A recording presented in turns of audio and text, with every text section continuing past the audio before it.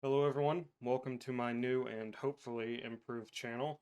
Um, if this is your first time watching me, this point was not going to really make too much sense, but if you were here before I changed my name, you'll remember that my name was Cryptid Comfort, and at the time when I started my channel I did like that name, and I still really do like that name, but I'm just kind of worried that it in the future was going to end up limiting how much I could do, and I didn't want like my name to um, solely uh, choose what I pursue to talk about on my channel because, I do like talking about cryptids, and obviously, if you see the title of this video, you'll know that we're talking about one today. But there is multiple things I want to talk about in the future. I just want to talk about paranormal things, weird things, all that stuff. So I thought the name Cryptic was really cool, and I love the name. It looks clean, and obviously, it's spelled with two K's. That is because my first name starts with K, and it's just a really the name I feel like really suits me and suits what I'm gonna want to talk about here. Um, also, I want to talk a little bit about where I've been and what's kind of been happening in the 8 odd months that I've been gone since my last video. I did put a couple update videos out after the last video that you can see on my channel, but I ended up deleting those because the updates kind of became useless because I never did make my return. But if you never watched those, I'll kind of go over what happened. Um, After the Daniel LaPlante video, which will be the last video before this one, um, I had recorded all those videos, my old videos. I had recorded those all on a laptop, which I was kind of using as my center station. Um, that laptop is still sitting next to me, but it has pretty much fried itself, and almost anything that I plug into it no longer works. I can just kind of use it as a laptop supposed to be used for, but I ended up getting an actual PC, which is what I'm recording this on now, and that's been going really well. There's been no problems with the PC or anything. But one problem that I've kind of had is with myself. I've started going to a doctor recently, so I've been kind of busy with that. But a few things have been kind of struggling with me when it comes to making videos. When I made my first Mothman video, which thank you all so much for getting that over 100 views. That is crazy to me that the first video I have, even though it's been nearly a year since that one's been out. It was about 10 months ago, I think. It's been nearly a year since that one's been out, and it is at 115 views, I think, at the time of recording this, and that absolutely blows my mind. But when I made that video for pure fun, just to get this out here. I always wanted to do YouTube stuff, but never knew exactly what I wanted to do on here. And I landed on doing the paranormal stuff because it's something I've always been interested in. It's stuff that I love talking about. To anyone that'll hear me yell about it. Um, but yeah, I made that video for fun and just because I wanted to see how it would be like. But as I made only three more videos, I am really bad with my idea of perfectionism, and I feel like I should hold myself to a higher standard. But I want to get back to that point I was when I first started. Just the go out and do it just because it's fun, it's something I want to do, and it's something that I want just like I said, that's just something I want to do. So hopefully this is going to get me back into the habit of that. Um, Another thing that I was kind of struggling with is I kind of got myself stuck in a loop of like ideas, um, where I went back and forth on what I wanted to talk about, what I wanted to do, and stuff like that. And this video, the Jersey Devil video that you're watching right now, um, the outline I used for this video has been a work in progress for the 8 months that I've been gone. I got it about halfway done the month after the Daniel LaPlante video, and then I just completely stopped working on it. The holidays started coming around, and I felt like I never had time to do anything. The laptop dying and me having to get a new computer, all that stuff really affected that whole process. But even once I got the new computer, got all that sorted, I kept kind of putting it off. But I've had it finished for about a month now. But as I just spoke about a second ago, the idea of coming back and doing something that I didn't feel like I gave my 100% and I did not perfect kind of bothered me. But I'm just sick of putting it off, and I just want to get it out there, and I just want to have fun doing this again. So hopefully that's what we're going to do with this video. But that's enough talking for now. We're going to get, well, I mean, you're going to hear me talk throughout this entire video, but that's enough talking about me and what's been going on. I will say one last thing. When I went into this outline, and the other reason this outline took so long besides holidays, procrastination, all that kind of stuff, is that when I went into this story, I did not expect as much information as I got out of this story. I expected this video to end up being shorter and more compact than any of the other videos I've put on here. But I was very, very wrong, and I was in for quite a surprise. But yeah, we're going to get right into it. So, before we get into the deep dive set of this story, we're going to go over the most popular story that is given for the origin of the Jersey Devil. It starts out stormy night in 1735 in the Pine Barrens of New Jersey. A woman known simply as Mother Leeds went into labor with her 13th child. Obviously, in this time, childbirth was very, very difficult on people, and she had been exhausted for years of giving birth to 12 other children. So, sick of her life of this, she shouted out in agony, "Let this one be the devil." And as the baby was born, it appeared as a normal, healthy infant. But over time, well, actually very quickly, the baby transformed into a grotesque creature, where it sprouted claws from its hands, its feet transformed into hooves, and its face and head morphed into that of a horse. And it grew leathery bat wings from its back, and it grew a long forked tail. Obviously, this horrifying transformation terrified Mother Leeds and the midwives she had present at the house at the time. The newly born creature then lashed out at everybody, killing everyone within the home, including Mother Leeds, all the midwives, all the devil's siblings, and its father. It then flew up the chimney, out of the house, and now is said to haunt the Pine Barrens ever since. Now, I did say that this is the most popular version of the story, but it has been told in numerous different ways over time. It is a 250-plus-year-old story. It is bound to have a few different tweaks to its story, and there could be like minuscule things, because some versions of the story have the baby transforming after a few years of living with the family, and then some have it where the baby transforms and then it doesn't kill anyone in the house. It just screams at everybody, leaves the house, and then haunts the Pine Barrens. But then you have the more extreme side of the story you'll get later on, which is Mother Leeds possibly being a witch, and also that the devil's father might end up being Satan himself. These stories, as entertaining as they may be, is not the full extent of how the Jersey Devil came to be. And that is what I'm going to do here for you all, is try to explain how exactly the Jersey Devil came to exist and what the truth of the story is and what I personally think the Jersey Devil is. We're going to have all that and more. So you better settle in. I'm not even sure if this is going to be 1 or 2 parts because, like I said, there's a lot of information. I have a 36-page outline, and we're going to go through it all. Now, it's worth noting that the supposed Mother Leeds that exists in every variation of the Jersey Devil story may have never existed at all. The only theory that could possibly point to this, and who could be maybe labeled as the sort of Mother Leeds of the story, would be a woman named Deborah Leeds. This fact is supported by that Japhet Leeds, Deborah's husband, listed 12 children in his will in 1736, which was only 1 year after the supposed story.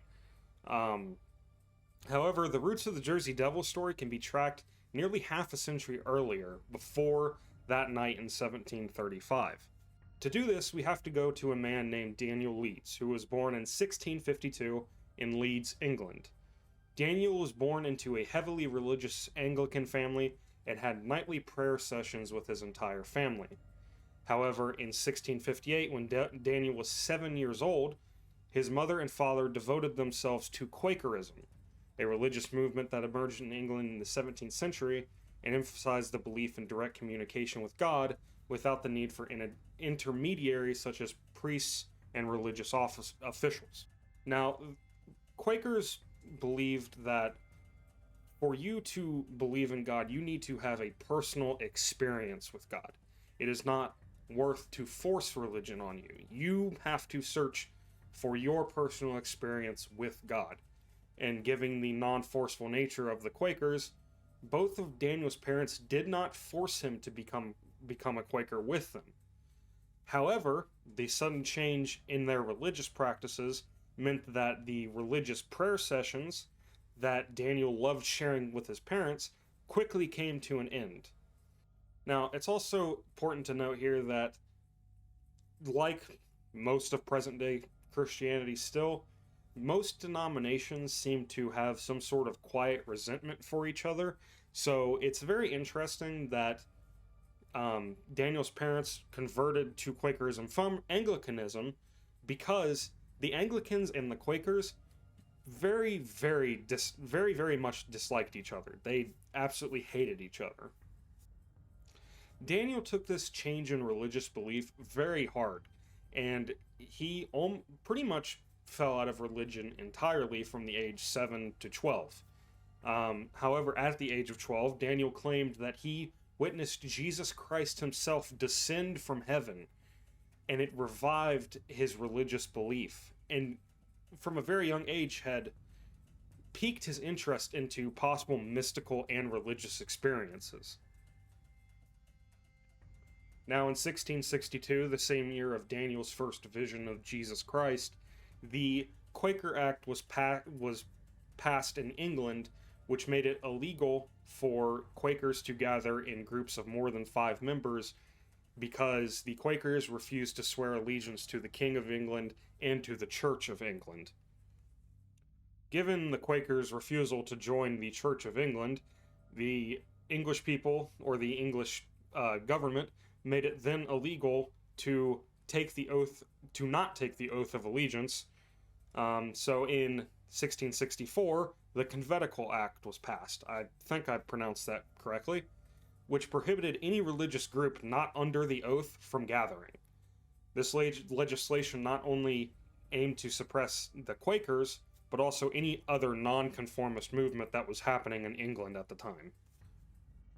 Thomas Leeds, who was Daniel's father, was one of the few people that would now illegally gather Quakers within his home, and was arrested on multiple occasions for this. Now, in 1672, Daniel was now in his early 20s, and was about to have yet another vision of Jesus Christ. He claimed that Jesus had once again visited him in his home in his sleep, and given his unique experience, he decided it might be a good idea to share his experience with his Anglican brothers, because after Daniel's original confrontation with Jesus at the age of 12, he did become steadily religious again. But upon the second visitation, Daniel decided to share it with the Anglican ministers at his church. However, the Anglicans were none too pleased about Daniel saying that he had a one-on-one interaction with Christ himself. Daniel now felt the same amount of betrayal that he had felt from his parents, decided to go to his parents and tell them about his experience. And they were totally supportive of him. In fact, they were so supportive that they thought his experience was enough that he should start attending the Quaker church. And he went to the Quakers and told them of his experience, and they immediately accepted him as a profound member of the church. About 5 years later, Daniel now being a full-on Quaker, him, his brothers, and his father all moved to America. His mother, however, stays in England and dies shortly after they all leave.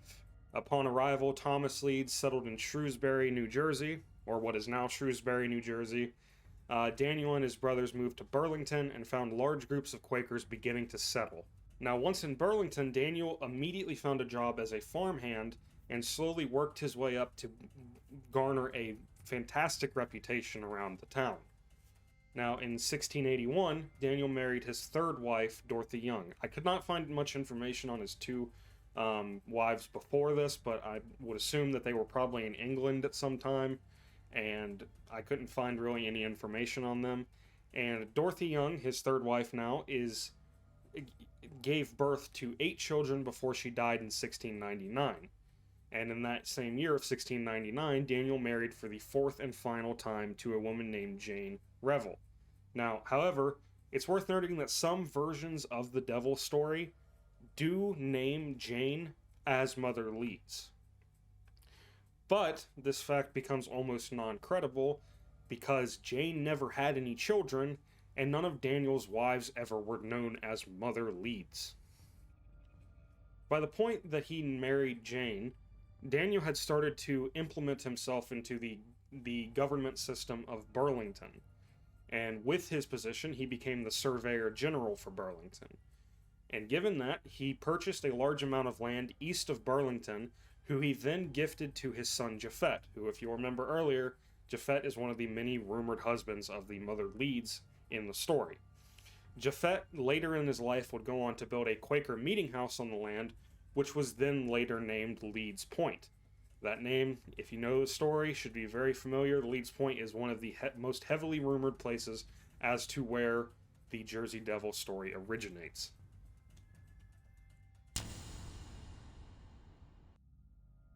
Now, before we get too far into this next section, I want to make it very clear that Daniel was a highly intelligent person, and he was largely self-educated.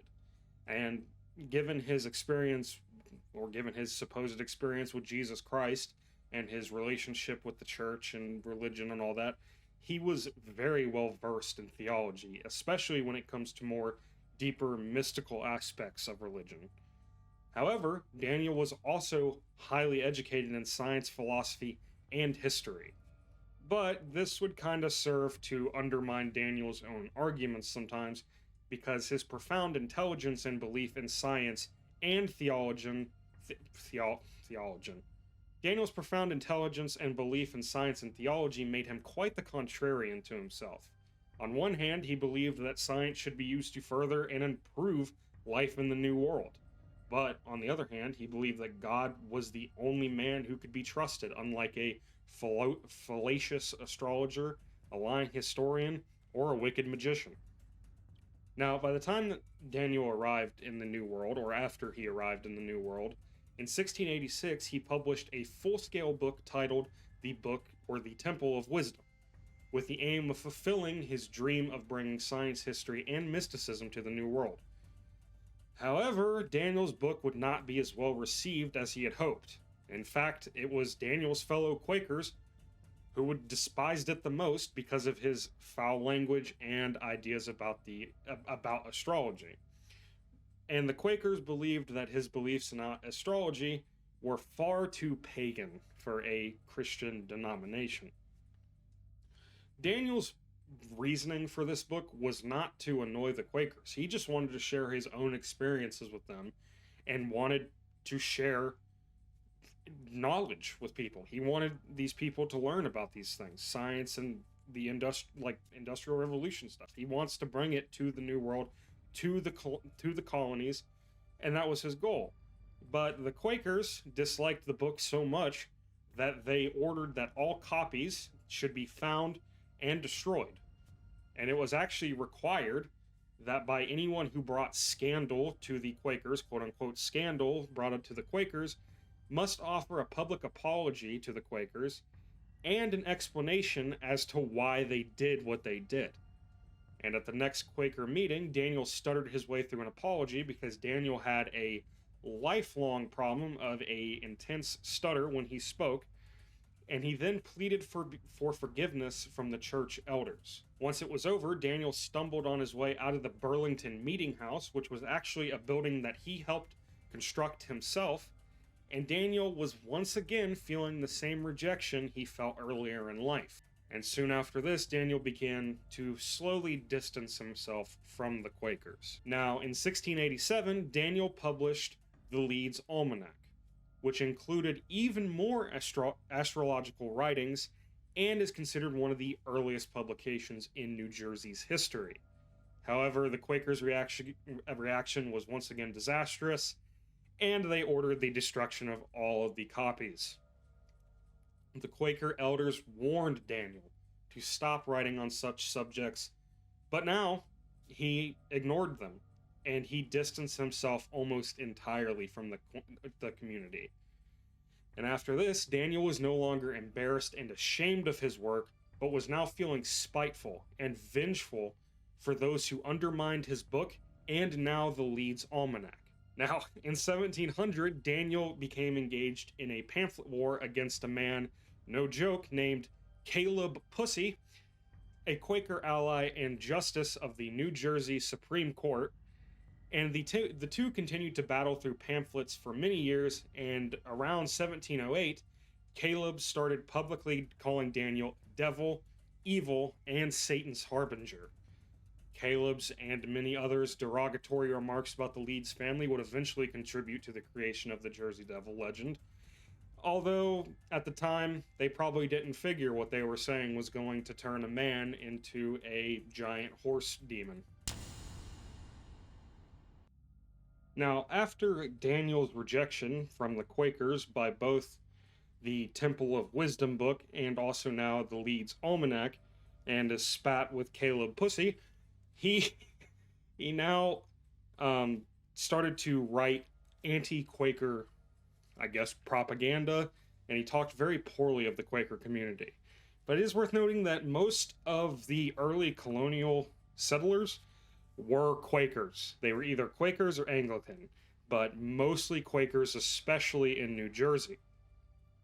So obviously that made him very unpopular, and Daniel pretty much stayed unpopular and continued writing anti-Quaker propaganda until he finally retired in 1714 and left the almanac in the hands of his two sons, Titan and Felix. Titan was born in 1699, and as a child was always fond of his father's work, particularly when it came to the almanac. Daniel described Titan as a natural polymath, as Titan was very well versed in math, science, and astronomy, and from a very young age he'd been helping do the calculations for the almanac. Daniel said that Titan also had an incredible gift in his accuracy to predict lunar eclipses. Now in 1714, when Titan and his brother were given control of the almanac, Titan was ecstatic to have control of it, because this was what he believed was his life goal. Daniel was very proud of Titan for this, and even though he was retired, frequently boasted about Titan's ability and assured everyone that despite at a young age, Titan being only 16 years old at the time, he would achieve great things with the almanac. Now, Titan, like I said, shared his father's interest in astronomy and mysticism, but did not care for his father's anti-Quaker writing and his seeming never-ending ability to be in drama within whatever community he's in. So, it's important to say that Titan hardly published anything else besides the almanac in his time of writing, as he wanted to avoid making enemies himself and avoid bringing more enemies to his father. Now, given this, it's probably not surprising to say that Daniel had quite the number of enemies when he finally retired in 1714, and even after he retired, that hatred that people had for him did not stop, and instead traded to Titan. And Titan, with his good intentions, soon found it difficult to step out of the shadow of such a controversial figure. And once it became well known that Titan was the new author of the almanac, the same hatred directed towards his father was now just aimed at him instead. And just as they did with Daniel, the Leeds' enemies began to refer to Titan as Satan's harbinger and claimed that he too was a devil. And now in 1720, Daniel Leeds passed away quietly at home, and this destroyed Titan. Titan had always relied on his father's guidance in life and in the almanac, so his passing was a major blow to him. Soon after his father's death, Titan announced to the readers of the almanac that he might not be able to continue publishing it, because he was being harassed by some unknown author who was mocking his father's death. Now, Titan managed to overcome the unknown harasser and continued to publish the almanac for many years. And unlike his father, he preferred to avoid controversy and drama. However, he couldn't avoid getting involved in the largest pamphlet war in American history, in which he faced off against a future founding father of the United States of America. Now, before we get started on this section, I'm just going to tell you, this is probably going to be everyone's favorite part of the story, because I know it's my favorite part of the story, because when I tell it to you, you're going to think it's so ridiculous that it can't possibly be real. This is real. This is documented. You can find this. It is true. All of it. So the future founding father, you'll probably tell by the title card I put up on there, that I'm speaking of is Benjamin Franklin. Now, Benjamin Franklin was born in Boston in 1706, which happened to be in the midst of Daniel Leeds' conflict with the Quakers. At the age of 12, Franklin began an apprenticeship at his brother's printing shop in 1718. His brother James established the New England Courant, which was one of the earliest newspapers in America. Now in 1721, although Benjamin had a strong desire to write for the newspaper, his brother strictly forbid him from doing so. Benjamin, however, was determined to write for the paper and began sending letters to his brother under the female pseudonym Silence Dogood. James and the editorial staff found the writings of Silence very amusing, witty, and shockingly intelligent, and began including the letters in the New England Courant. Thrilled to see that so many, including his brother, absolutely loved his writing and style, Benjamin soon after revealed to his brother that he, in fact, was the notorious Silence Dogood. Now, I say notorious here because although Benjamin was always presented Silence in a satirical way, the topics she covered were very controversial during England's control of the colonies. Most commonly, Benjamin used Silence to speak his mind about the ideals of freedom of speech for the colonies and to attack the clergy of Boston, something his brother was also guilty of doing. Despite the fact that Silence was a fictional character, her writings had a significant impact on the public discourse at the time, and they helped to establish Benjamin as a prominent voice within the colonies. James was initially furious at Benjamin, but understood how popular the writings of Silence Dogood were and continued to publish them. However, the controversial content of the letters landed James in legal trouble since he was running the publication without a printing license from the provincial government. While both James and Benjamin were against the local clergy, Benjamin's use of the pseudonym Silence protected him from being imprisoned for his outspoken criticism of the church and government. On the other hand, James couldn't escape the legal ramifications of his publication, since his name was plastered on every issue of the New England Courant. During one of James' imprisonments from June 12th to July 7th, 1722, he refused to reveal the identity of Silence in order to avoid serving his sentence. In James's absence, Benjamin was given control of the paper and continued publishing the New England Courant, but without any contributions from Silence to avoid further controversy. Now, just a week or so after James was released from prison, Silence made her return to the Courant on July 16, 1722. However, James was again under legal pressure from the government and was ordered to cease all future printing of the paper. James just ignored the orders and did somehow manage to avoid any further punishment. Now, James finally felt that his luck in avoiding further punishment wouldn't last forever and decided it would be best to detach his name entirely from the paper. In January of 1723, James made Benjamin the new official publisher of the Courant. However, this arrangement only lasted a few weeks because Benjamin wanted to turn the Courant into more of a satirical paper for entertainment and humor, and he wanted to avoid publishing anything he deemed hateful or malicious. After James returned to the Courant, he treated Benjamin like an apprentice again, and physically abused him for almost any mistake he would make. Their already strained relationship deteriorated further, and Benjamin left for Philadelphia not long after. Although he was no longer working at the Courant, it continued to be published under his name until the final issue. Now, just a few weeks after his arrival in Philadelphia, Benjamin began an apprenticeship with a different shop. He was soon personally requested by the governor of Pennsylvania to travel to London and purchase printing supplies. However, the governor did not give Benjamin the correct amount of money to purchase the supplies and have enough to come back to Philadelphia. So Benjamin was stuck in London for months, working tirelessly to be able to afford a boat back home. Once Benjamin finally had enough and made his return to Philadelphia, he decided he'd had enough of being an apprentice and took every bit of his savings, took a few loans, and opened his own print shop. Benjamin's print shop was very successful and had no problem immediately turning a profit. Now, in October of 1729, Benjamin Franklin purchased the Pennsylvania Gazette, which had been a failing paper since its inception in 1728. Only about a year it had run and it was already on the verge of failing, and he turned it into a profitable business. After acquiring the Gazette, Franklin became interested in the competitive almanac market and soon found himself in competition with Titan and the Leeds Almanac. Now, in December of 1732, Franklin announced a brand new publication from the Gazette, titled the Poor Richard's Almanac, authored by a man named Richard Saunders, which was a pseudonym for Benjamin Franklin. And unlike his alter ego Silence Dogood, the name of Richard Saunders was meticulously and purposefully chosen by Franklin, as the name of Richard Saunders was the name of a man who already existed.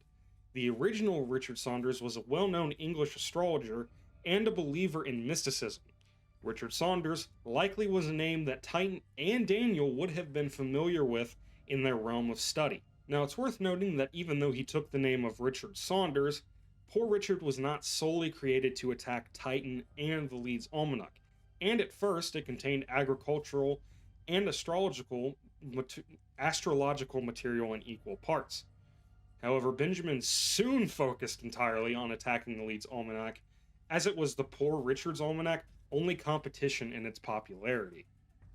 Whereas both Daniel and Titan, to a lesser extent, were very serious and monotone when it came to the almanac, Franklin was much more comical and loose with his writings of astrology.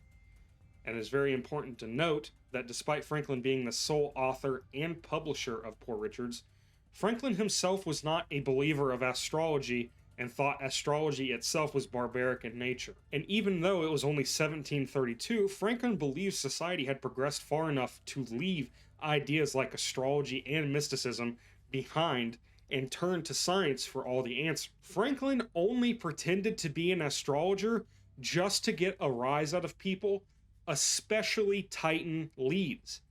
All because Benjamin Franklin thought it would be funny. And it is, it's hilarious. Now, Titan tried his best to ignore Poor Richard, but Benjamin took it to another level in the 1733 edition of Poor Richard when he claimed to have used astrological calculations to determine the day Titan Leeds would die, which was October 17th, 1733. Richard stated that he made this calculation at the behest of Titan and claimed that Titan predicted his own death to be on October 26th, 1733. Richard also claimed that he and Titan were good friends and fellow students of astrology. As previously mentioned, Benjamin wrote under the pseudonym Richard, and he wrote in a comical and satirical manner. And this greatly upset Titan because he took astrology very seriously. And seeing someone use the name of a renowned astrologer and make a mockery of his lifelong study, yeah, that would probably annoy me too. Now, a year later, in the 1734 edition of the Leeds Almanac, Titan retaliated by saying that since he had lived past the day of Richard's prediction, Richard had predicted himself to be nothing more than a fool and a liar. Benjamin was quick to respond with a pamphlet in which he stated that Titan's newest almanac was rather dull, and Titan's penmanship was so sloppy that it couldn't have been written by Titan himself. Instead, Benjamin, speaking through Richard, claimed that it had to be Titan's ghost who wrote it. Rather than admit his prediction was wrong, Benjamin insisted he was correct and that Titan Leeds was in fact dead. According to him, Titan's ghost had come back to haunt his good friend Richard Saunders. And while Benjamin obviously meant this in a sarcastic tone and was just doing it because he thought it was funny, there were many people who took this as fact and believed that Titan did actually die, and now his ghost had come back to his print shop and printed against Richard Saunders. Benjamin took it so far that he continued the story of the Ghost of Titan Leeds even after Titan actually died in 1738. Franklin actually went so far as to compose a fake letter from the ghost of Titan Leeds to keep the charade going. The use of Poor Richard allowed Benjamin to satirize and ridicule ideas that he did not agree with and considered to be outdated, including a large amount of religious beliefs. This made the Leeds Almanac a perfect target for Franklin's comedic wrath. Benjamin kept the story of Titan's ghost going for nearly a decade after his actual death. When Benjamin finally grew bored of the story, he thanked Titan's spirit for finally ending the charade. Unknowingly, once again, Benjamin, and to some extent Daniel and Titan themselves, had laid the perfect groundwork for the shape of a vengeful demon of malice to take form. After Titan's death in 1738, the rights to publish the Leeds Almanac passed to Andrew Bradford, who had assisted Titan with the publication. Shortly after taking over, Andrew changed the name of the almanac to the American Almanac, but still listed Titan Leeds as the publisher.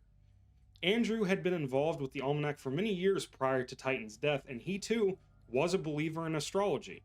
In fact, in the 1714 edition of the almanac, he convinced Titan to include a depiction of the Zodiac Man. Now, I'll probably throw a picture up over here or something, but the Zodiac Man is an illustration that originated from medieval Europe and has no known origin. It features a man whose body parts are all represented by different astrological signs, and the purpose of this was to link the movement of stars with human health, and despite its unknown origin, it was a vital teaching tool for medieval European medical students and an integral part of astrological beliefs. Now, despite spending most of his time on the Leeds Almanac working alongside Titan, Andrew drew greater motivation from Daniel in his writing process. While Titan had been running the almanac and tried his best to stay out of drama and conflict, Andrew used this new version of the almanac to openly attack the Catholic Church. The association with Titan's name, since he was still listed as the publisher, and his attacking of the Catholic Church and open belief of astrological things, only further tarnished the Leeds family name, and Titan and Daniel's efforts and commitment to producing the Leeds Almanac ultimately came to an end in the late 1740s when Andrew Bradford abruptly discontinued the publication of the American Almanac. As a result, the Leeds family name gradually faded into obscurity and was nearly lost to history. Unfortunately, over a century later, their name would resurface in a story involving witchcraft, curses, and the supposed birth of the devil himself, forever tarnishing their name and legacy.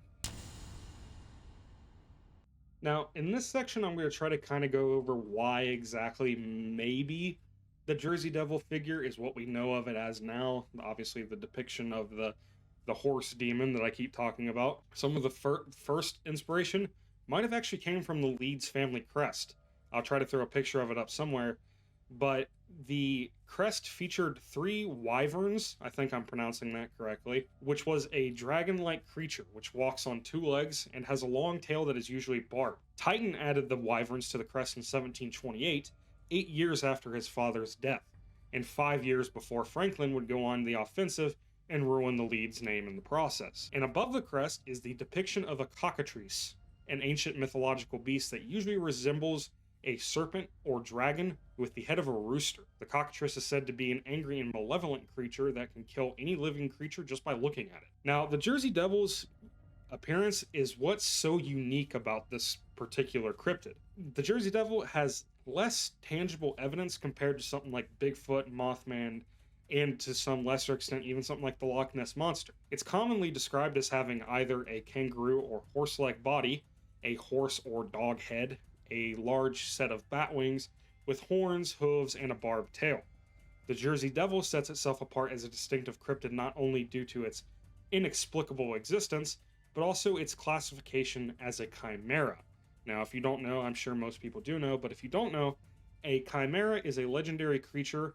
It's Greek in origin, but it is a legendary creature known for its fearsome and often malevolent nature, composed of various animal parts pieced together. Now, the description of the Jersey Devil being a completely black figure, often accompanied by a smell of sulfur and a high pitched scream that can be heard for miles, only adds to the mystery and fear surrounding the cryptid. Now, given the extensive documentation and eyewitness accounts, and admittedly, eyewitness accounts are some of the least credible sets of evidence, but as with most cryptids, that's usually all you got to go on.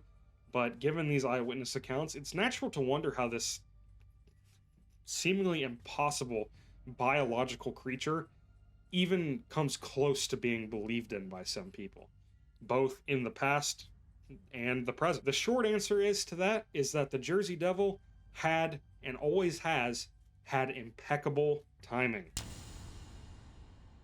Now, we sort of left off, now that we've described what the Jersey Devil kind of looks like and what it has kind of morphed into over time a little bit, now we're going way in the future. So now we're after the American Revolution. And after the Revolution, many settlers started to venture inland within the country of America in search of new opportunities and lands. In this venture, a lot of these settlers started to run into creatures they had never seen before. Things like bison, bears, mountain lions, possums, and other mysterious creatures were among them, and stories of their existence were shared. These stories contributed to the growing fascination with and fear of monsters and mythical creatures in America. And given these new discoveries, it was not long before museums began opening in the colonies. Two of the oldest natural history museums, the Charleston Museum, which opened in 1824, and the Academy of Natural Sciences of Philadelphia, which opened in 1812, would feature taxidermized specimens of many of these newly discovered creatures. As the colonists grappled with the notion of coexisting with mysterious creatures, they would soon become aware of the existence of monstrous beings that had roamed these lands thousands of years and possibly millions of years prior to their arrival. Fossils, including the American mastodon, were discovered in America in the early 1700s. In 1783, a mastodon skeleton was discovered in New York and purchased by naturalist and painter Charles Willson Peale. Peale had the skeleton excavated, cleaned, and mounted using paper mache to fill in the missing parts. The fully restored mastodon was displayed at the Pennsylvania Academy of the Fine Arts, founded by Peale in 1805. The discovery of new and unknown creatures and fossils challenged the prevailing belief that the world was fully understood and explored, making the possibility of a creature like the Jersey Devil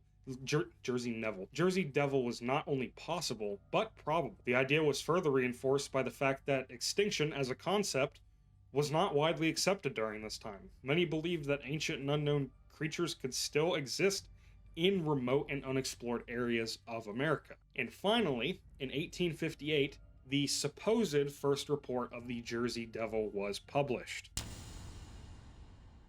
Now, in 1858, a man named W.F. Meyer published an article in the Atlantic Monthly magazine titled In the Pines. Meyer's article aimed to investigate and document the primeval forests of New Jersey's pine barrens. Meyer was accompanied by another man simply known as Mr. B, and during their exploration, they encountered a woman by the name of Hannah Butler, whom Mr. B referred to as Queen of the Pine Rats. Now, the term pine rat or piney was and is a derogatory term used against people that inhabit the Pine Barrens region of New Jersey, and these people were considered to be unintelligent and unsophisticated. And typically, pineys were considered the dregs of society and were accused of being thieves, poachers, and moonshiners, among many other things. Now, during their encounter, Miss Butler made a passing remark about something called the Leeds Devil. The name immediately piqued Meyer's curiosity, prompting him to inquire about the creature's description from Mr. B after bidding farewell to Miss Butler. Upon Meyer's request, Mr. B gave the first description of the now famous Jersey Devil. According to Mr. B, in 1735, the Jersey Devil was born to a witch named Mother Leeds, and its father was none other than Satan himself. Only moments after its birth, the baby transformed into a hideous creature with the head of a horse, sprouted leathery bat wings, and grew a long serpent-like tail. After the transformation was complete, the devil attacked and killed only Mother Leeds, and then fled into the Pine Barrens.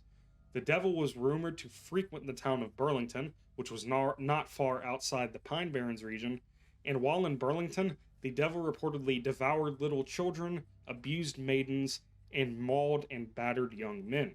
Now, Mr. B claimed that later that year in 1735, a holy man was able to banish the Leeds devil, but the banishing would only last for 100 years.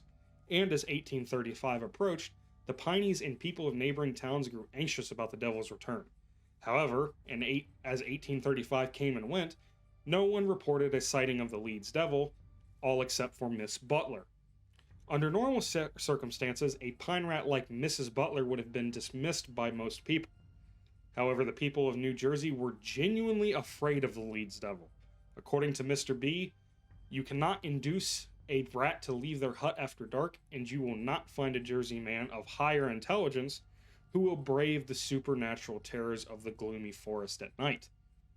After the publication of the In the Pines article, numerous Jersey residents came forward stating that they too had seen the Leeds devil. However, some of the eyewitness descriptions varied slightly or drastically from the common depiction of the devil, and whether these variations were due to misidentification or intentional falsehoods, they added more confusion to an already convoluted story. And despite these new sightings, the Leeds devil would once again fade into obscurity and teeter on the edge of extinction. Now, while the Jersey devil started to teeter on extinction, some similar creatures started to appear in and around New Jersey. And right now we're going to cover a few of them. We're going to start with the Devil Kid. Now, in the late 1880s in Cleveland, Ohio, an article in the Plain Dealer introduced a creature called the Devil Kid, which shared many similarities with the Leeds devil. However, the Devil Kid had an alternate origin story. It was said to have been born to a Polish family and transformed shortly after birth. Soon after the initial story was published, members of press claimed to have found the dead body of the Devil Kid, which was displayed at a local dime museum and drew a significant crowd. However, as the story went on and it gathered a little bit of traction, it was soon revealed to be a hoax. The Devil Kid's supposed body was actually just made of paper mache, and it was mostly used as an anti-Polish immigration tactic. Next, we have Spring-Heeled Jack, and if you're into cryptids like I am, Spring-Heeled Jack probably comes to your mind as the British version of the Jersey Devil, and while that is somewhat true, and he is pretty similar, he actually made an appearance in the United States in New Jersey in about 1885. But this, like I said, he had been seen in England first, and it dates back nearly 50 years before his appearance in New Jersey in 1837, in which a servant named Mary Stevens claimed to have been attacked by a strange man with claws for fingertips who could jump over a 9-foot wall with ease. After Mary's experience, similar reports began pouring in, and Jack quickly transformed from a mere lunatic to a full-fledged demon of mischief. Now, in February of 1838, Jane Alsop opened her door to a man in a long black coat who attacked her just like Mary Stevens, although this time Jack reportedly spit flames in Jane's face, momentarily blinding her before slashing at her clothes and flesh. Luckily, Jane's sister was present at the time and came to her aid, and Jack once again disappeared into the night. As reports continued, Jack's appearance began to shift even more. He now possessed the ability to breathe fire, had fiery red eyes, wore gloves with long knife-like claws, and can jump over entire buildings in a single bound. Spring-Heeled Jack became more of a character than a real person over time, as most cryptids do, and it made for pretty easy entertainment for newspapers. He was featured in plays, novels, and even penny dreadfuls, which were almost like Victoria-era comic books and graphic novels that often told stories of detectives, outlaws, and supernatural entities like Jack himself. Jack proved to be the perfect character for these publications, initially portrayed as the villain in his stories, but did eventually end up becoming almost an anti-hero. And by the time the Dreadfuls were discontinued, sightings of Jack in England became sparse after the 1850s. and he was last seen in Liverpool in 1904. Now, Spring Heel Jack's time in New Jersey was less impactful than his time in England, as he was only seen a handful of times, and these sightings were probably due to the story of the British Jack making its way to New Jersey newspapers in 1884. And while the reports did frighten citizens, they were not as widespread as they were in England. Now, this one's going to be a little bit harder to talk about. I don't have as much information on it, and I'm probably not going to pronounce it correctly, but it's a creature that is talked about in the book I used as a source as the Msing. I'm probably not pronouncing that right. It's a Native American story by the Lenape people, who the early colonists of New Jersey were encountering at the time. And among these stories, the Lenape would tell that the colonists that the Msing was a forest deity that the Lenape performed ceremonies and rituals for. And the Msing was described as a deer-like creature with large wings, and its significance in Lenape culture drew the colonists' attention. Now, with so many similar creatures appearing in and around New Jersey, it seems almost likely that the Leeds Devil would find a way to resurface, and it did in the late 1800s, with a string of sightings that reignited fear of its presence within New Jersey. And among these reports was an account from a train engineer who claimed that he had been attacked by the devil himself while on the job. However, by the turn of the 20th century, interest in the Leeds Devil had waned once again and was nearly forgotten once again. That was until in 1903 a man named Charles Skinner published a book titled American Myths and Legends, which included the story of the Leeds Devil. Skinner's inclusion of the Leeds Devil was supposed to serve as the killing blow to the beast, which he described as nothing more than a dim tradition at the time. Although being described as a dim tradition, the Leeds Devil would continue to resurface in popular culture. And just 2 years after Skinner's book was published, the creature was once again making headlines in New Jersey after strange footprints appeared in the Pine Barrens.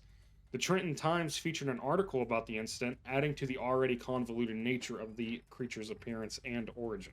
Now, the Trenton Times presented a different appearance for the creature, deviating from the typical horse-like figure that we know now. This variation portrayed it as more of like ape-like in appearance. There were also changes in its origin, major and minor, and according to this version, the cursed child lived with the parents for almost 10 years before transforming. The father of the child was simply known as Captain Leeds, while the mother remained Mother Leeds. This variation was set in the town of Bordertown, New Jersey, rather than the Pine Barrens, which had always been closely associated with the Jersey Devil. This article, along with others, brought the Leeds Devil back into the public consciousness of New Jersey, leading to more sightings and the appearance of strange footprints in the Pine Barrens.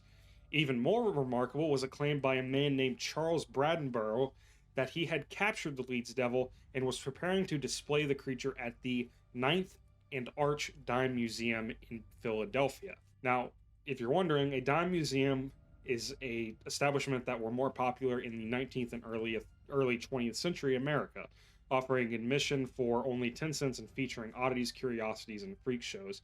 It's more like one of those sideshow attractions that you just see in the middle of nowhere nowadays, but they were pretty common back in this time. Now, in January of 1909, with the museum facing closure, Charles Braddenborough and his employees saw an opportunity to save their struggling establishment by capitalizing on the mysterious footprints in the Pine Barrens and the legend of the Leeds Devil. They came up with a plan to reignite public interest by having one of their employees, Norman Jeffries, plant falsified stories about the Leeds Devil in local newspapers. Jeffries was a successful press agent, and his captivating tales about the creature and its footprints drew in crowds and saved the museum from closure. Charles, however, started to get greedy and wanted to milk this story for everything it was worth, and wanted the creature as a display in the museum. Now, to pull off the hoax, Charles contacted an animal trainer in upstate New York, and soon after, he had a live kangaroo transported to the museum. The kangaroo was then transformed into a bizarre creature by painting stripes on its body and attaching wooden wings to its back. Charles was a man who was very familiar with showmanship and wanted to make a spectacle of the story and stage his very own monster hunt. Charles enlisted the help of a group of clowns from the Ringling Brothers Circus, and yes, that Ringling Brothers Circus, whom he dressed up as monster hunters to create a sensational performance. Jeffries had submitted the story of these brave men set to trek the woods and hunt down the Leeds Devil, or the Jersey Devil as it was starting to be commonly known. On the day of the hunt, a crowd had gathered around the brave hunters, and after they gave a roaring speech, they set off into the woods to find the Jersey Devil. Only a few moments later, after the sound of gunfire, screams of terror, and the shriek of an unknown beast could be heard from the dark woods, it grew quiet, and soon the men emerged from the woods carrying a covered cage, claiming they'd captured the beast, and they were transporting it to the museum where it would be put on display the following day. The performance paid off the next day, and people gathered at the Ninth and Arch just to get a glimpse at the supposed devil. However, what they ended up seeing was not as impressive as they would hoped. The supposed Jersey Devil was kept in a covered cage behind a railing in a dark stage room in the museum. Slowly, the cover would be lifted off the cage, and under the stage, a young boy would poke at the beast with a nail on a stick, causing it to shout and jump around in its cage. Before the guests became too skeptical or tried to go in for a closer look, the curtain would be lowered back down and they would hurriedly be escorted out of the stage room. Despite enjoying initial success for about a week or so, the attraction was soon exposed to be a complete hoax. However, the initial success and boost in profits were not enough to save the Ninth and Arch, and it closed its doors shortly after the hoax. And after this, the kangaroo was washed off, had its wings removed, and was sent back to New York. And, like most cryptids, the Jersey Devil has had its fair share of hoaxes. And you might be wondering why I went into so much detail about the Ninth and Arch Museum in specific. Now, there are two main reasons as to why I bring up this particular hoax. Reason number one is that the hoax is likely why some people see a kangaroo-like body now, instead of the more common horse figure that had always been described as. The second reason I bring up this hoax is that it happened to coincide with the most important week in the history of the Jersey Devil, and possibly cryptids in general. Now, as we've discussed, the Jersey Devil's origins can be traced back to early colonial, political, and religious disputes, as it was used to discredit Daniel Leeds and his entire family. Despite facing extinction multiple times, the creature endured, taking on a life of its own. Its meaning and purpose evolved over time, and for some, it remained a political tool, while others saw it as a mere urban legend or a ghost story to tell around a campfire.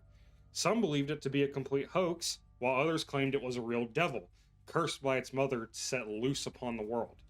No matter what people thought about the Jersey Devil, it became very real in 1909 when it terrorized the northeastern United States for an entire week in January. From January 16th through the 23rd, hundreds of sightings of the Jersey Devil were reported during this time in multiple different states.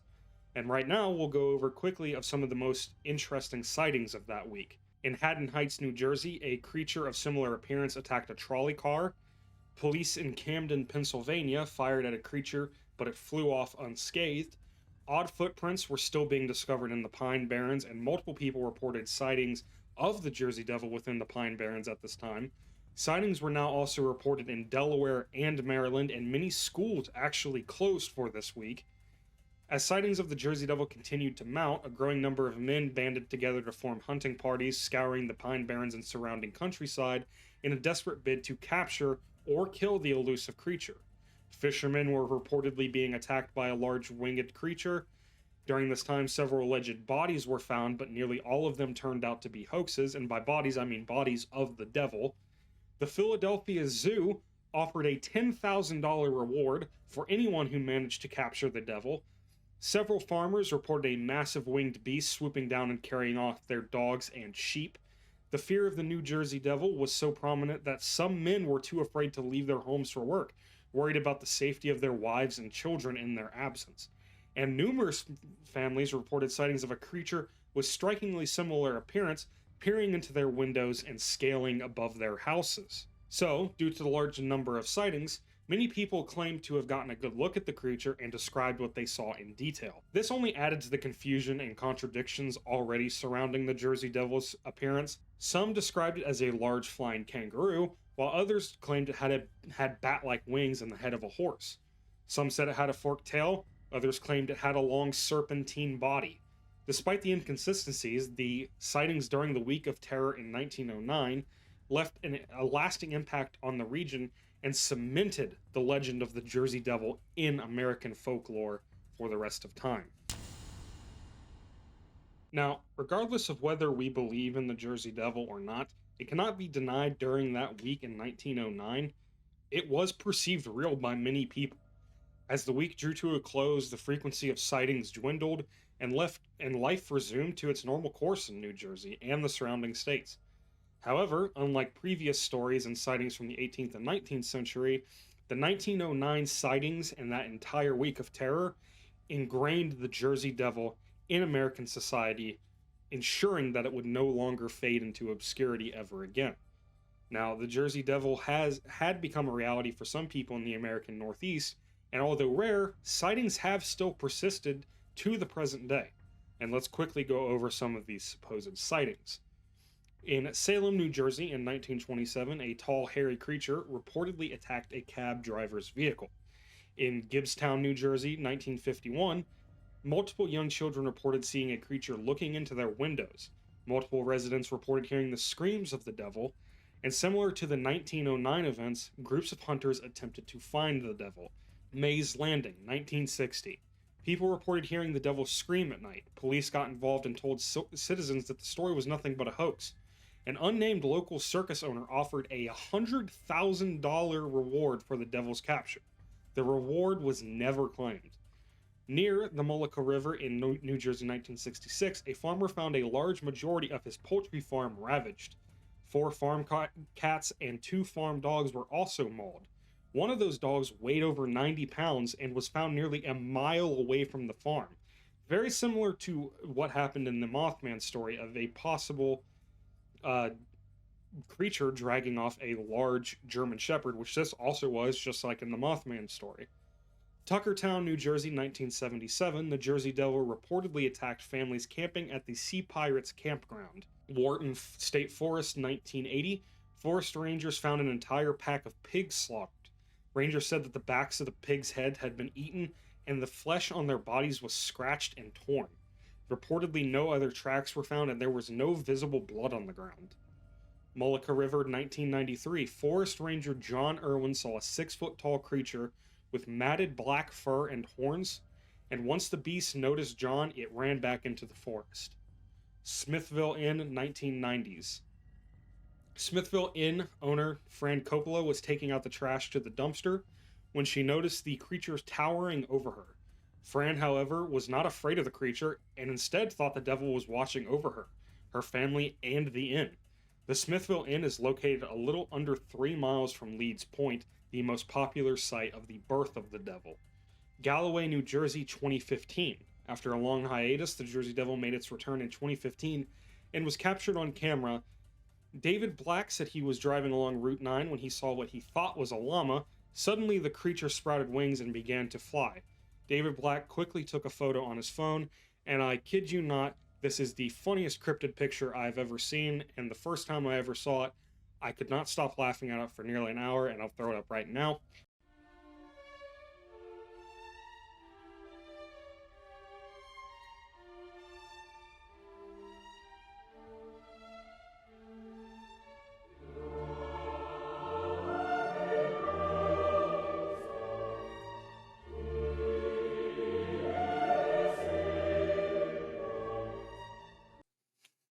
Yep, that's the one.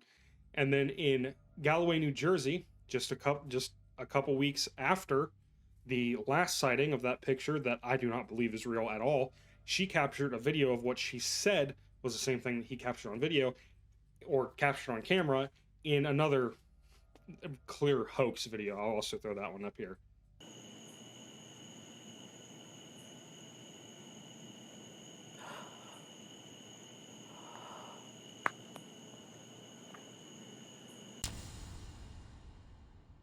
Now, in this section, I'm kind of going to talk about the New Jersey Devil, or the Jersey Devil, about its lasting impact on the state of New Jersey. And likely, if you are a hockey enthusiast, you are likely familiar with the team of the New Jersey Devils, a team named after the legendary Jersey Devil. Interestingly, the team's name was not initially chosen due to just this connection, but was actually through a voting system, and the name of the Jersey Devils won with the people of New Jersey. And despite widespread belief to the contrary, there is no official legislation or written law designating the Jersey Devil as the official state demon of New Jersey. Now, if you grew up knowing about the story of the Jersey Devil, a lot of people, when you talk about it, say it's the only state with an official state demon. And me personally, I did believe that was true until I started doing some research for this video. But honestly, if you want to say it is, that's awesome. I don't care. And as much as I and many others would like to believe it is the state demon, it appears like this idea was likely propagated by the media and subsequently became accepted as a fact. Now, the Jersey Devil has honestly, within like the last few years, a lot of people getting into the paranormal, a lot of people always been into the paranormal. The Jersey Devil himself has become a huge part of popular culture, especially through appearances in shows like The X-Files, Supernatural, and even in a spin-off book of the popular Disney Channel show Gravity Falls, which so happens to be one of my favorite shows, and has also been referenced in various other media, including movies, music, and video games. The devil has become a subject of fascination for many people around the world, making it an iconic part of American history and folklore. In Jackson Township, New Jersey, you can ride a Jersey Devil themed roller coaster at Six Flags Great Adventure. And over time, the legend of the Jersey Devil has become an important symbol of pride for many residents of New Jersey, representing the state's rich folklore and cultural heritage. Now, I'm going to quickly go over some facts that I actually had no idea how to fit in this story or what would be a good place to put them in, but I find them interesting all the same. One is I want to talk about the Pine Barrens for a little bit, which is the home of the Jersey Devil, or the supposed home of the Jersey Devil. Now, the Pine Barrens is just this massive expanse of just woods within the New Jersey area. Despite just being the home of the Jersey Devil, are legendary in their own right, and the Barrens are said to be haunted by many spirits and other unknown creatures. Some of these is the headless ghost of Captain Kidd is said to haunt the area, and black dogs are said to haunt the area, which are similar to hellhounds and thought to be harbingers of death. Another legend involves something or someone named the Black Doctor, also known as James Still, who was an African American man who was unable to practice medicine due to his race in the 19th century. Now, he retreated to the Pine Barrens to study medicine from his textbooks and from the local indigenous people. Some versions of this story claim he was lynched, while others say he was a respected member of the community who died of a heart attack. And now, the Black Doctor's spirit is said to appear to those in need of help within the Pine Barrens. There's also a creature known as the White Stag found within the Pine Barrens. It's another mythical creature that is said to inhabit the area and is a ghostly deer that helps lost travelers and prevents disasters such as stagecoaches from crashing into the Batstow River. Seeing the white stag is considered good luck for you. Despite having these unknown and mysterious creatures, it's also said to just be haunted in the sense of a lot of spirits and ghosts reside within the forest.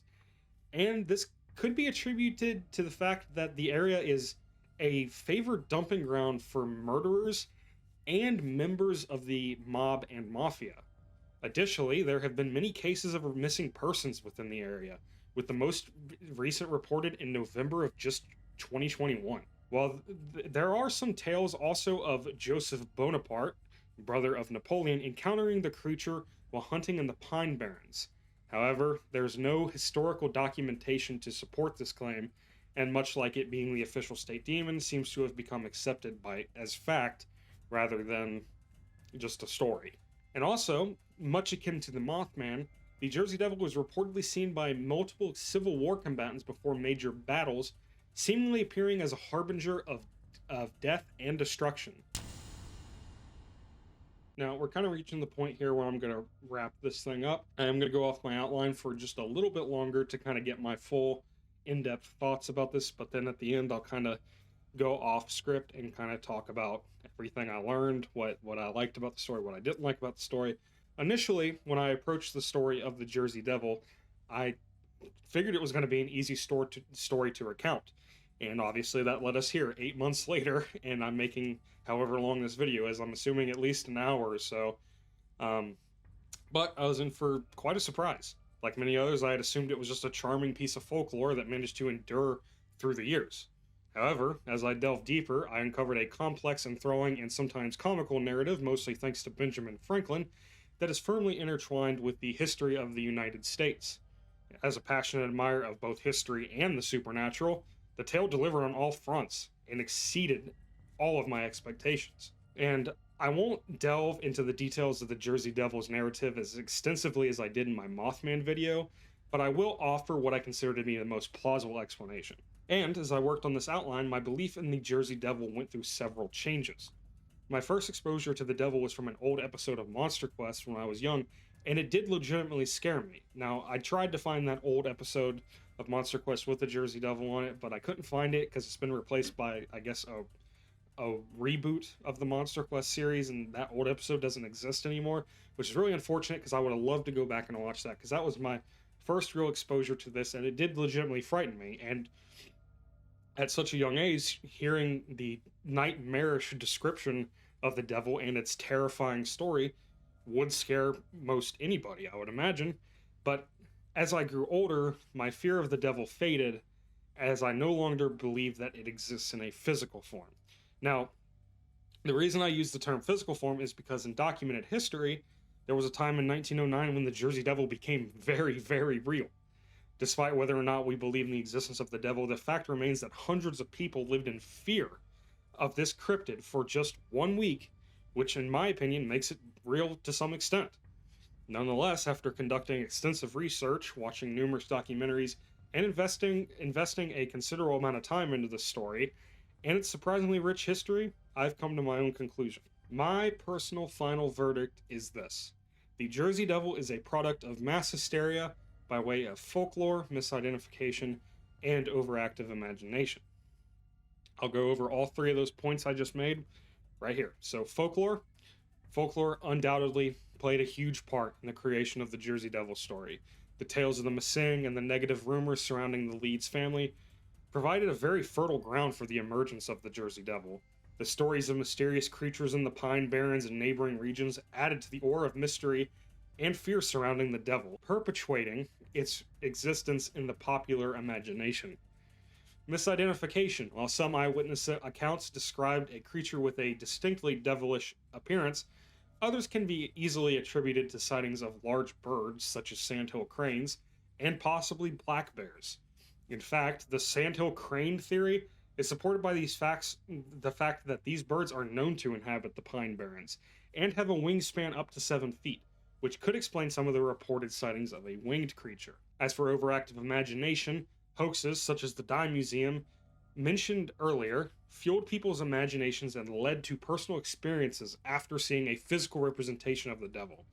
This is supported by reports that described the Jersey Devil as more kangaroo-like, which coincides with the Dime Museum hoax. And while my research has led me to conclude that the Jersey Devil is likely a product of mass hysteria, folklore, misidentification, and overactive imagination, I acknowledge that everyone is entitled to their own beliefs and experiences.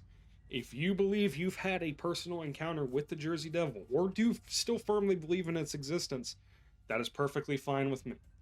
The beauty of these legends, these cryptids, these creatures, these stories, is that they allow for a diverse range of perspectives and interpretations, and the Jersey Devil is no exception. The rich history and folklore surrounding the Jersey Devil have captivated me like few others. Through my research, I've gained deep appreciation for the enduring power of this legendary creature, which continues to fascinate people to this day. I mean, here I am talking about it, and I don't even believe in it, but the story just made me respect it entirely more. And despite my own skepticism regarding its existence, I have come to recognize the value of the Jersey Devil as a cultural icon that has now become an integral part of New Jersey. Its legacy serves as a testament to the enduring power of the myth and the human imagination, and as such, it deserves to be celebrated and preserved for generations to come. And with that, that ends my outline. So yeah, just to kind of reinstate in my own words and no like professional writing like I did 36 pages of for an outline, I cannot believe how much I ended up liking this story. Um, as I stated in my conclusion and my beginning, when I went into this, I expected this to be like 10 pages at most. My Mothman video, which it in and of itself was 45 minutes long, I believe. Um, I was expecting to get this one done pretty quickly, and here we are 8 months later, and I finally get to wrap it up. I mean, obviously, I got to edit everything and all that, but it feels good to be back recording stuff. I've reset up my office. I got all new lighting, all that stuff. Um, I'm really excited to be back and doing this, and I'm gonna try not to disappear for 8 months again. Um, I have a few ideas already in the backlog, one that I've already started an outline on, and I believe two more that I have in mind after that outline is done. But yeah, I'm just really, really excited to be back. I want to find that joy, that fun, that excitement that I had when I first started doing these, and I hope you all really enjoyed it. Um, if you believe in the Jersey Devil, don't come after me. If you want to believe in it, that is fine with me. My personal belief is what I think, and if you believe it, that is fine. That is awesome. Um, I'm sure there's things I believe in that you're not going to believe in, but you know, that's the fun in all this. But with that, I think I'm going to leave it here. I hope to see you all soon. Um, don't expect it to be like too soon. I'd give it at least a month or two in case I decide to drop off the face of the earth again, but I'm going to really try not to. But I really, really hope you all enjoyed it, and if you did, please leave a like, comment, subscribe. I try to read the comments when you all leave them, and when you all like, it tells me all that you all like what I'm doing here, and subscribing is really going to help me out. I want to eventually try to turn this into more like a job, but for now I'm just kind of gonna do it for fun. And while I'm doing it for fun, I'd really love if you all would support me, and yeah, that's pretty much it. Thanks, guys. Hey guys, I know this is a long video, and I said I was going to let you go there at the end. But I realized in my conclusion I left out a couple things. Nothing about the Jersey Devil story. If you don't want to hear about sort of more personal matters, what the future of this channel is, I know I talked about it a little bit in the beginning, but I just wanted to come in and talk about a couple other things. I will say, if the Jersey Devil thing, if you want to hear anything else about it, the last thing I have to say is the source I used for this was called The Secret History of the Jersey Devil by Brian Regal. I would highly, highly recommend this book if you have any interest at all in this story, because I could not believe the amount of information that I was able to use out of this book. It is truly a very, very good book on the paranormal and cryptids in general, and I highly suggest, if you want to hear the story more in depth than what I described, I would highly recommend you pick this up, because this was my main source for this book. But with that, that's the end of all the Jersey Devil stuff. I just want to talk about a couple things about this video and upcoming videos. One of the things that I want to talk about is, I noticed when I was editing, I just got done editing all the rest of the video, and I noticed a lot in the video, this one, I was reading a little bit too much from the outline. I had a sneaking suspicion that I was going to do that coming back for the first time in now 9 months. I know I said 8 months in the video, but now we're past the 9 month threshold. Um, so I'm sorry if it kind of annoyed you, if it sounded like sometimes I was reading too much off the outline, because I know it kind of annoyed me how much I was reading off the outline. But I can't remember honestly how I did it when I was doing my old videos, and I still feel like I did it natural enough in this video, where it didn't bother me too much. Um, but that's one of the things I did want to talk about, because one of the things that I noticed a lot with myself when it came to the videos and other things is I struggle a lot with perfectionism with anything that I do, most anything that I do, and these videos are no exception. So when I was in the process of making this video, I wanted the video to be as perfect as possible, and found myself kind of trying to overachieve with what I could do. You know, I've only made 4 videos. There's no way I'm going to make a perfect video, and I could have made 400 videos and I might not make a perfect video. But I'm sorry if it bothered you, if it seemed like I was reading from the outline too much. I'm just kind of trying to find my stride again after all this time away. And even if it annoys me reading off the outline, I'm happy to be back doing this. And that's the biggest thing I wanted to say is that if you came back to the channel with its new name, which I really, really hope you all enjoy because I love this name. I think it looks a lot better than the other name. And like I said in the beginning, I loved the other name. I loved Cryptid Comfort. I'll always remember it as being the first name for this channel, but I kind of wanted to go forward and change the name. I didn't like the two-word structure, and I think this name really suits it, and it suits what I like, and it doesn't limit me. Like I said at the beginning, I didn't want to have a name limit me to do certain things. And I know that might sound weird to some people, but that's just how it works with me. Um, so I hope you all enjoy the name. I hope you all enjoy the new branding of the channel, which means just I hope you enjoy having my face as the YouTube profile picture.